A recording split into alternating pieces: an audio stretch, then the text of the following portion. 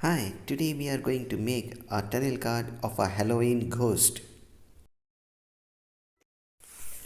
To make this card, we will be requiring a cutting mat, two A4 size copier paper on which we will be taking out the printouts, one A4 size colored paper and one A4 size white paper. White paper and colored paper will have to be 120 to 150 GSM. Then we'll be using a glue, scissor, empty or dried up ballpoint pen, paper cutter, a tweezer or forceps as it's called, and a ruler, and a masking tape too. We'll be using a printout paper and another colored paper because we don't want any print lines on our colored paper. We'll attach both these papers with the help of a masking tape. Now we'll start to score all the lines. Scoring is a very important thing. After cutting the card, when we'll be folding the lines, this scoring will help us because we just have to bend the card and the paper will bend it automatically along the score lines. Cut the inside lines first and then all the outside lines. Yes, you're right. In the beginning, when I had shown the page number 2, it was not of this tunnel card. Actually, the start portion of the video got deleted somehow. I don't know how, but it got deleted. But since the procedure was same, so I used the video from my another tunnel card in this video. Hope you won't mind. After cutting the part, we can discard the top page, but since there are no print lines on the colored paper, I'll just mention front page with the help of a pen.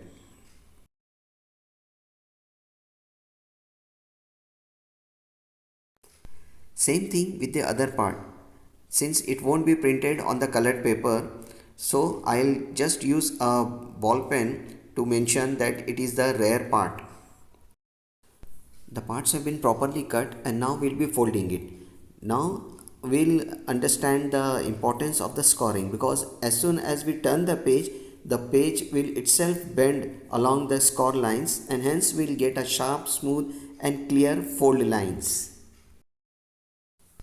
The tweezers, or also known as forceps, come in very handy to press parts which are not easily accessible with the fingers. We will attach the rear part with the front part, and I had already mentioned and written on the front part as well as the rear part that this is the front part, this is the rear part, so we'll match it and attach the two parts. We'll do the same thing with the second page also. The print lines we don't want on the main card, so we have taken out a print on a copier paper. We will fix them one over the other with the help of a masking tape. You must be wondering that I am using the same pen as a dried ballpoint pen and also writing from it. Let me tell you that these are two different pens. One is a dried one and another is a fully functional pen. I have scored all the lines on this page also, and I have also mentioned the advantages of scoring the fold lines. I always recommend cutting all the intricate details first. This panel card is a very simple card, easy to make, and it looks very beautiful also. Handmade cards are always appreciated. We take out time from our busy schedule and also take pains in cutting and making this card, and it also shows our creativity side too. So when we give this handmade card as a gift to our near and dear ones, our relatives, our friends, our family, they feel more love and affection for us. These handmade cards might not be so sharp, might come out to be a bit crude, but they have more value than a card which is bought from the store. While using a paper cutter, we have to be very careful because it is a very sharp thing. Especially we have to take care that it doesn't fall into the hands of the children, or they might get injured. Same issue here also, there won't be any print line on the main page, so I'll just mention 2 as layer 2 and 1 as layer 1 on the main page. You won't face this issue if you have taken out the print directly on the main page.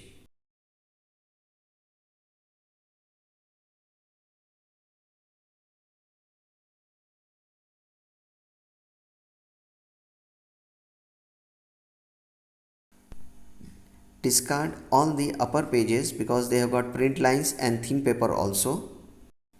We will be needing 6 dividers, and on each divider we have scored the lines, fold lines. So along these fold lines we will fold it and paste on the tab, and with the help of a tab, and then it will become a nice square shaped rods.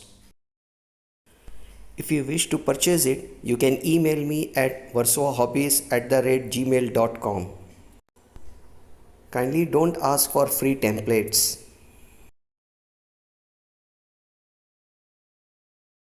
Apply glue on each divider and place it inside the box as shown in the video, and then also apply some glue on page number 1 and place it inside.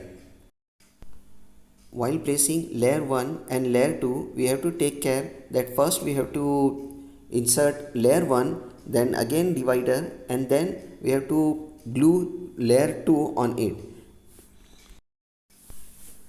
We also have to ensure that we have written layer 1 or number 1 and number 2. It should be facing us while we are placing it into the box, and at the same time it should be at the bottom of the model.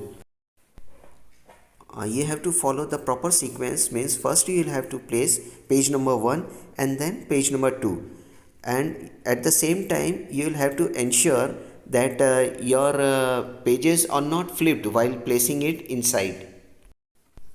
Our cute and pretty card is now ready for display, or it can be given as gift also. And as for always, thank you for watching with interest.